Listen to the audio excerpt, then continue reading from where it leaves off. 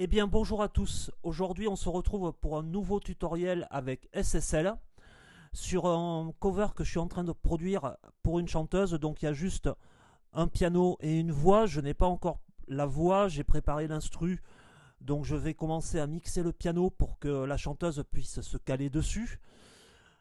On va regarder tout de suite ce qui se passe donc au niveau de ce petit cover, mais avant tout, générique.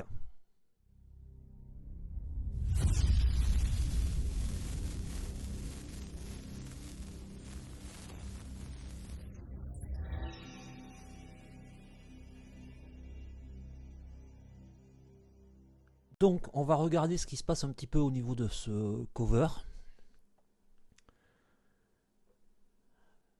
Pour ce cover, j'ai utilisé le piano de chez Native Instruments, The Grandeur, qui fait partie de leur collection de 3 pianos à queue, où on va retrouver aussi le noir, et The Maverick, qui est un piano plus typé des années 60, qu'on va retrouver ici.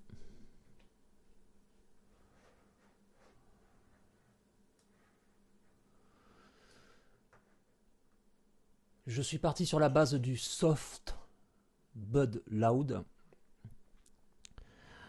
Donc j'ai augmenté un petit peu la couleur, j'ai fermé le piano ici pour avoir une sonorité plus fermée, parce qu'il était un peu trop brillant pour ce cover là. J'ai désactivé à peu près toutes les sonorités mécaniques, j'ai juste gardé la pédale, j'ai changé la vélocité et j'ai laissé le reste tel quel en réduisant le volume sonore des overtones. Donc je le rappelle, j'avais fait un tuto là-dessus. Les overtones, c'est toutes les parties qui peuvent scintiller dans un piano acoustique, comme la résonance par sympathie. Donc, on va l'écouter un petit peu.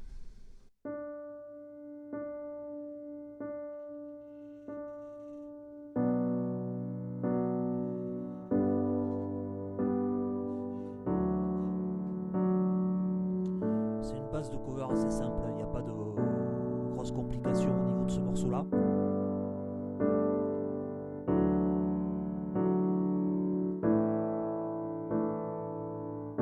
Voilà, donc ça c'est la partie instru avec le son d'origine.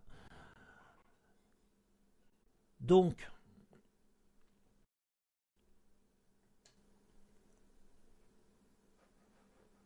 on va regarder un petit peu les plugins que j'ai utilisés de chez SSL. Donc, ils sont ici. Le premier,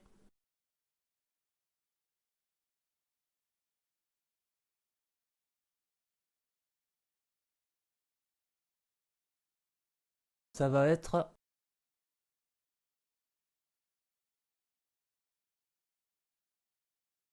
le X Saturator, qui reprend un petit peu une émulation de leur console, donc ça apporte vraiment un grain très particulier au niveau du VST. On va l'écouter avec et sans.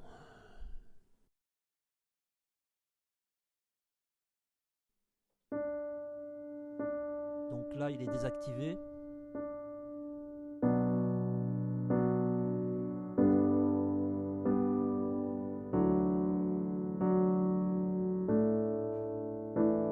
On a tout de suite un grain de couleur analogique.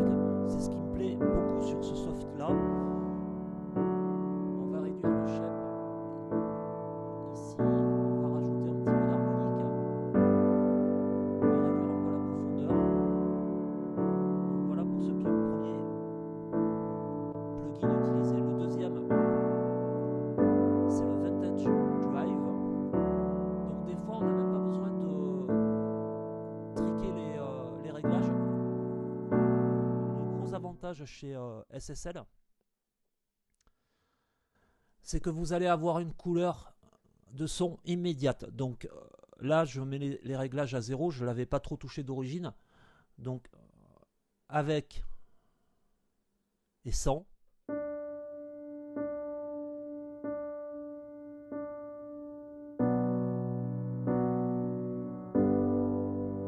Voilà, on a tout de suite cette couleur. Et c'est ça qui est très intéressant. Donc je vais le remettre là où je l'avais réglé. Donc l'intérêt c'est pas de modifier tant le timbre, c'est vraiment d'apporter une chaleur qui n'est pas produite par le VST d'origine. Donc vraiment cette couleur analogique de console de chez SSL.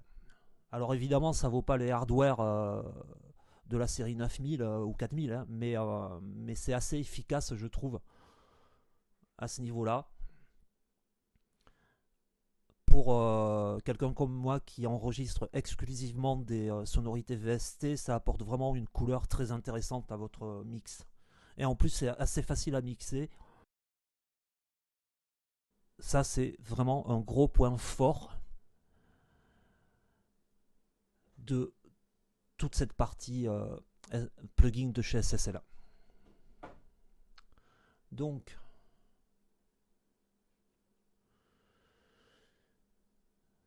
les deux suivants, on va retrouver le Channel Strip 2 de chez SSL et le Bus Compressor 2 de chez SSL. L'intérêt de ces deux produits-là, c'est que je peux les manipuler physiquement avec l'UC1, qui est le contrôle dédié à ces deux plugins.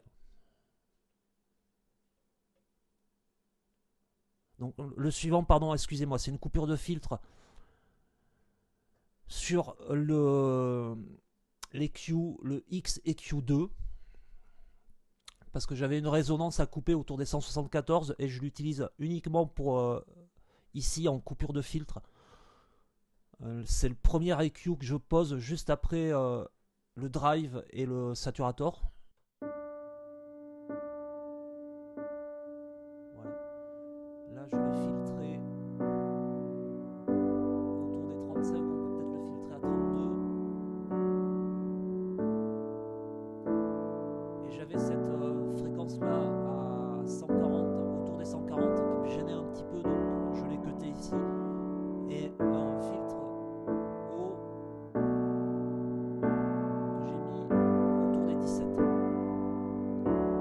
Ça sera équalisé après et ça sera refiltré sur la prise master. Mais là, j'ai déjà une première coupure de filtre pour filtrer un petit peu les résonances qui pourraient être apportées par les deux premiers VST qui sont là. Donc c'est surtout pour ça que je l'utilise un petit peu. Donc on arrive au channel strip et au bus compressor 2. Donc le channel strip, je vous rappelle que je peux le contrôler avec l'UC1 ainsi que le bus compressor 2 qui est ici. Donc ce contrôleur me permet vraiment une action directe, intuitive et surtout très rapide. Donc ça facilite vraiment le workflow au niveau du mix. Alors on va mettre d'abord le channel strip.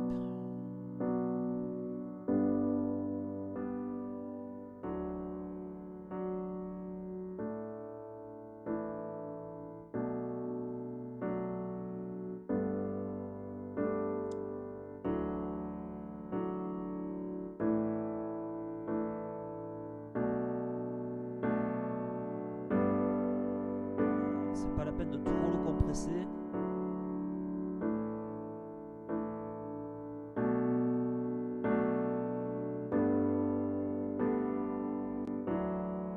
Là, il est plutôt pas mal.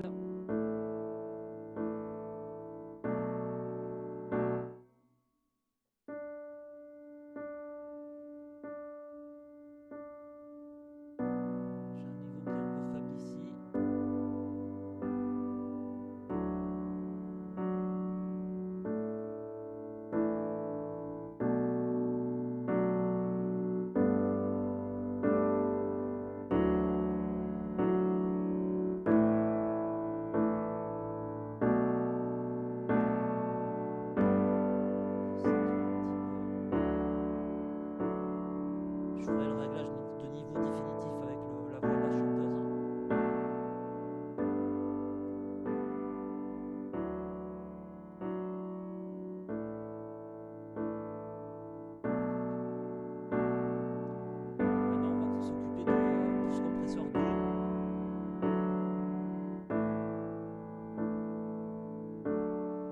j'utilise les deux ensemble, mais ils peuvent bien évidemment s'utiliser indépendamment l'un de l'autre.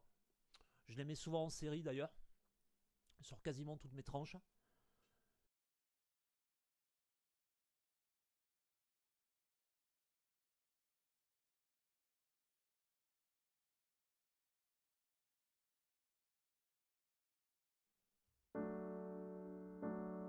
On va pas trop le compresser.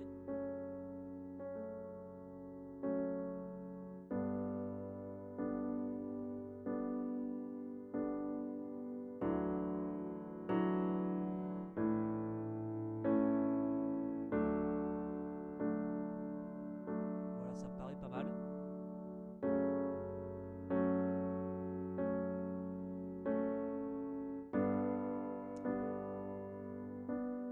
Et le dernier qu'on va utiliser pour cette partie-là, c'est le stéréo image. Alors vous avez un stéréo échéanceur dans Cubase, mais je trouve qu'il colore un peu trop la sonorité.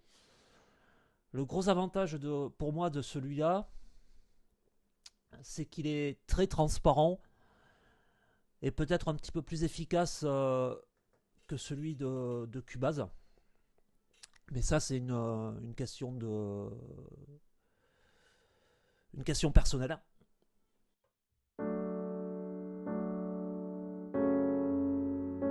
Voilà, on a tout de suite une ouverture du son.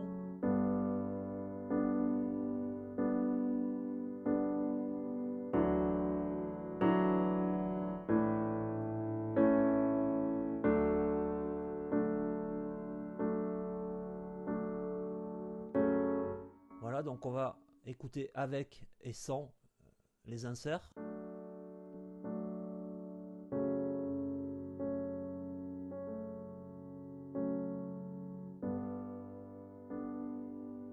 Voilà, on a tout de suite une couleur qui est très intéressante, qui réchauffe un petit peu le VST d'origine.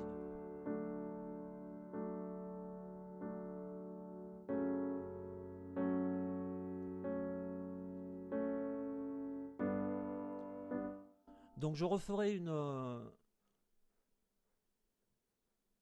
vidéo complète de tuto sur le mix définitif lorsque j'aurai la voix, enfin les voix parce qu'il y aura plusieurs voix mélangées. Et on regardera un petit peu dans le détail ce qui se passe avec la collection de chez SSL lorsqu'on traite une voix, parce qu'il y a aussi des choses très intéressantes dessus. Je pense notamment au vocal strip et au X compresseur et à leur reverb qui est superbe. Donc on regardera ça en détail. J'espère que cette vidéo vous a plu. N'hésitez pas à vous abonner. Vous aurez les liens en dessous, là, par là. À liker et à partager. Et bien sûr, à me donner vos commentaires. J'y répondrai sans souci. À bientôt.